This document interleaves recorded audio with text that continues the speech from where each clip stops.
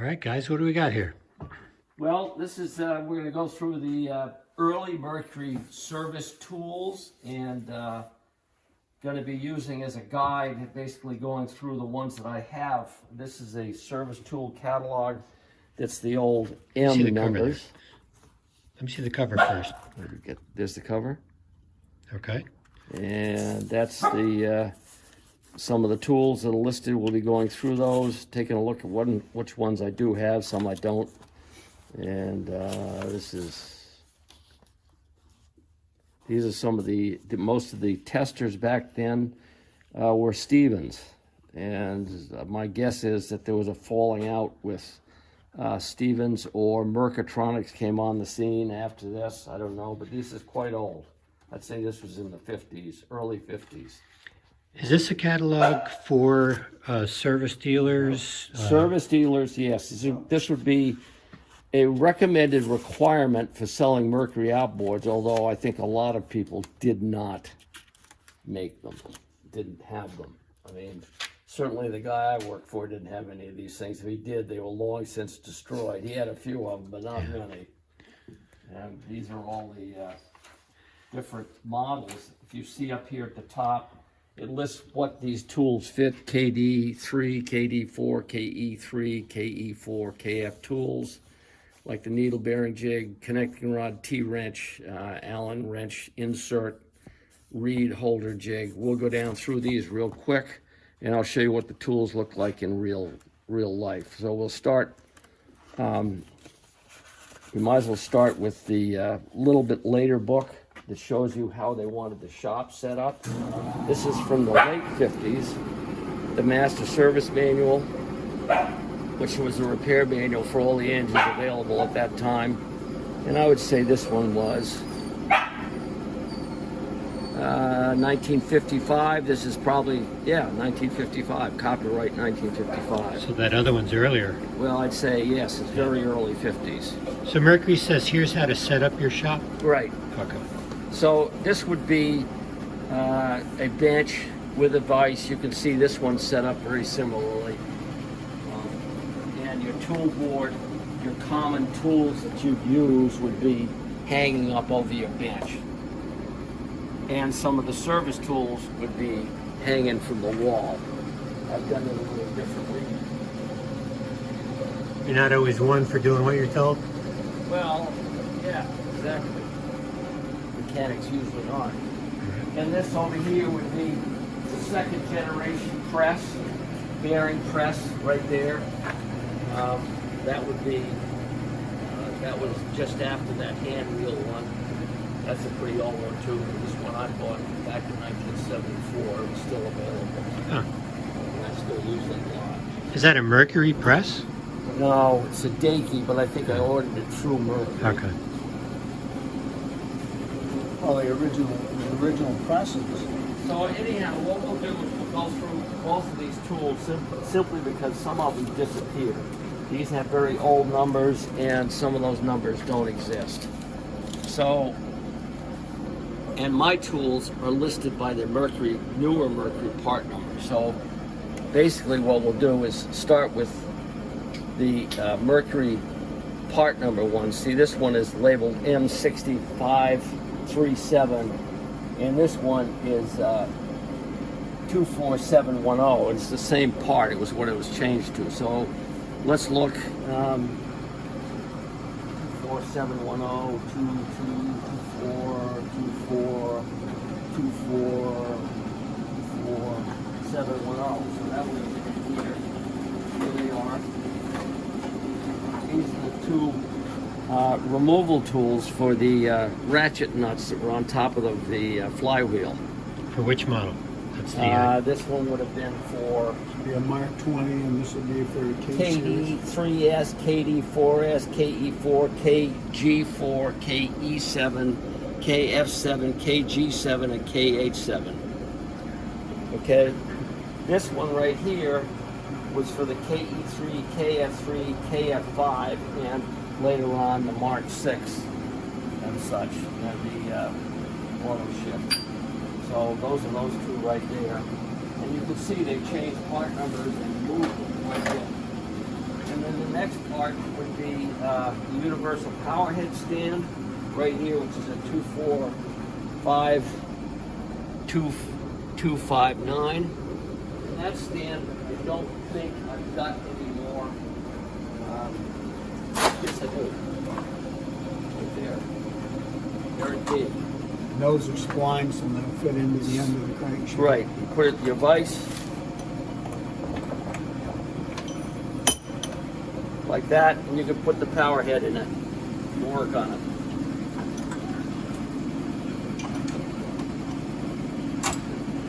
It gives you some versatility versus putting it in the vise and trying to run around the bench, which is totally impossible. Thank you. Yes. So what's that? 1932, I think this compressor is. It's been rebuilt a few times, but that would be what would have been a suitable compressor, probably pre-war as well as post-war. Which is indispensable. Yes. You have to have one. So Mercury says you need one? They did. They recommended that, and they also recommended this tank right here for running the engines. This actually came out of a shop that was, probably this tank was made in 1954, when those M parts were still available. And it's got a rather large exhaust fan up there, which is still working from the 50s. Yeah. It's got the original water in it from 1950. Yeah. No, the water's really nice. You want some to drink? I'll only get you a cup. It's like the world's fastest Indian, right? That was a rhetorical question. Flywheel holder, large, I don't have. They replaced that with this flywheel holder, which is a strap wrench. That's kind of what Mercury went to. You'll see it in the other catalog. Mm-hmm. Okay? Another must-have. Yes. Strap wrench. Right. Flywheel holder. How would that grab the flywheel? I don't know. I have no idea. I've never seen one. So I got to be honest with you. I don't know. Maybe there were holes put in some of those flywheels that I never looked. Mm-hmm. Flywheel puller tool. I have a drawer full of those puller tools, and that would have been, let's see, that's this one right here. It had quite a few more holes put into it over the years to make it pull more different flywheels and pull some other stuff. And those, I've seen the pullers themselves, I've seen different ways of how you actually Use it? pull it. Yeah, I Yeah. mean, I've seen it anywhere from where you just lock it down with the bolts that go into the flywheel and you turn the center nut and you tap it with a brass hammer or whatever. But I also have seen where they'll take and you put your bolts in, get everything squared, and then you tighten up each one of the bolts. That's came along afterwards. People figured out that it worked a lot better because most people couldn't get this flat. They'd screw it in too far on one side or whatever. The Japanese used shoulder bolts, so you couldn't do that.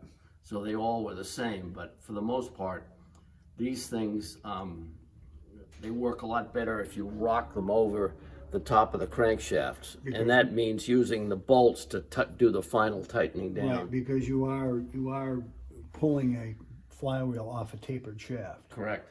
Yeah, That makes all the difference. you know. All I know is it works. Okay, so flywheel puller screw, yeah, I mean, there is the screw right there. And then they had these little shoulders that go over the end of the crankshaft So you don't bugger so they don't bugger the threads. That would have gone right underneath here. Another interesting thing about pullers, you'll always find that they have a fine thread on most of their pullers. Most of them, Mercury does, yeah, you're right. But they do have one or two. This is a coarse thread one, I think there's a little later. I think there's a bit of a reason why that is. The finer the thread, the less rake there is on the threads. Yeah. So it pulls straighter and it doesn't require as much force to turn that to pull on the flywheel. It's a slower, Yeah. much slower. It's a slower progression. Slower progression, yeah. Okay, very good. I never knew that. All right, so then the next tools we're looking at here is rotating magnet puller. This is for the Bendix Scintilla Mag. Lovely. Yes, sir. Everybody needs one of those. Okay, that, We talk about Lucas. yes. Here's some of the plates right here. There's a number of different plates you can see, which they're not showing there necessarily. They had one or two that worked, but these are all plates that go with this tool right here. So you get it, assemble it underneath the magnet rotor, and then you slide this thing along this, and this goes down into the crankshaft, under the top of the crankshaft after you have the flywheel already off. This is for pulling the rotor. Pulling the rotor, so it will facilitate in changing the seal or disassembly of the engine in both. Well said, You Matt. must have worked for a company facilitating. No, I've had many of those Bendix Scintillas. And they need some facilitating, don't they? I had to make my own. Possibly the worst ignition system was the one with the Bakelite cover. Okay, clamp flarings tool. Okay, those are, here's two of them, depending on which, actually these are both the same. I think the other one's, newer one was for bigger engines. But these, you put them on the back side of the, where the disc is. You've got the handle that you turn in, and then on the back side of it, there's a cup, and this fastens that cup onto the bolt so that it doesn't fall off every time you undo your engine off. This is for your transom clamps. Right, Ah. transom clamp. Oh, interesting. Okay, so we're there now. The piston ring expander. That I've got over here.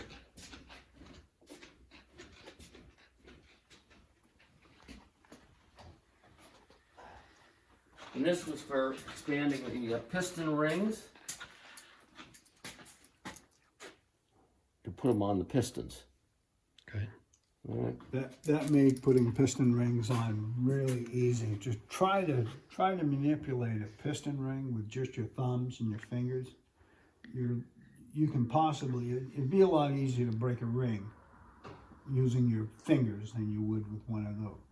You need extra thumbs, really. Well, you Well, need flat spots. This thing in your has a thumbs. sliding ring right here, which only allows you to open it so much. And he obviously knows how to use that. I never did. I used to like to break rings with these things. That's why I use my fingers. So. It's all on the customer, so. Well, you get a little more life out of them when you stretch them. We've got a test tank right here, which we already showed you. Yep. The Phillips screwdriver is just a very long Phillips screwdriver.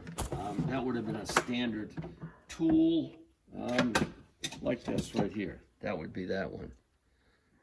Wow, is that an original one? No. Those are long gone. We might see some of those down below on the old table. I don't know. Liberty Tool might have some. Well, the right angle Phillips screwdriver basically was replaced by, again, I don't have it, was replaced by a similar rig is like this right here. In other words, you use a ratchet on top of it, and that's essentially a right angle unit, okay? You'd have your 3/8 ratchet like this. So that replaced it. Something that came along. Those are common tools. Well, it actually sped up things because trying to get that Phillips screw one more turn would be almost impossible. Yes. So you have to take the tool out of the fastener, set it, put it back in, and pull it. So you're going to save a lot of time by having some of these tools that have been modernized, which is a plus. Mechanics were getting paid big bucks back then, weren't they, Lincoln? Oh, I'm going to say 25, 30 cents an hour. So you can. I mean, time is money. You got to I go made to. money in '64. I was getting 55 cents an hour. Okay. It's gone up a little. Again, a standard tool that everybody would have, a standard mechanic. You'd have, most guys would have a set like this. That's got all the different markings on it. This one right here would use for points. It worked a little bit better. It's a little bit smaller. You don't have as much of trouble getting it down in there, but they're both feeler gauges. Clearance is key. The next thing is taps for the filler caps. Yes, I do have some. The threads would get buggered. I'm not sure which one is which, but I do have them. They're basically a tap that fits the two filler tanks. You've got the small diameter tank on top of the KF3, KF7, KG, and then the KGs had a bigger cap on them. So what you're telling me, Lincoln, is you had these taps, and which I didn't know. Yeah. So I've spent all that time with a left-hand pick, cleaning that's all cool. them threads up. So I made life miserable for you, or I am making you feel like you should have known this stuff. Here are the taps right here. Okay, here are the taps. There's a couple of them. All right. He's digging deep in the shells now for all the tools we didn't know he had, right? Well, this is Oh, a man's lesson gotta have for his both of you secrets. guys. Can't give away all of his trade secrets. Well, it's not a matter of trade secrets. It's just so many goddamn things you've got to know. Okay. So True Arc snap ring pliers. Yeah. I've seen those before. Yeah, you have. With broken ends on them. I don't think I've got a set right here, right handy. I do over here. They were replaced by something that worked a little bit better. Well, they've modernized those to where the actual Yeah, they one are. pair will actually do both. Here's a pair of them. Yeah, these are for real large snap rings. And they're made in such a way so you can do an external or internal Right. snapper. Those ones you can. These you can change the ends on. Same rig, same thing, just a little bit better. You can change the tips and make them fat, little, big, whatever.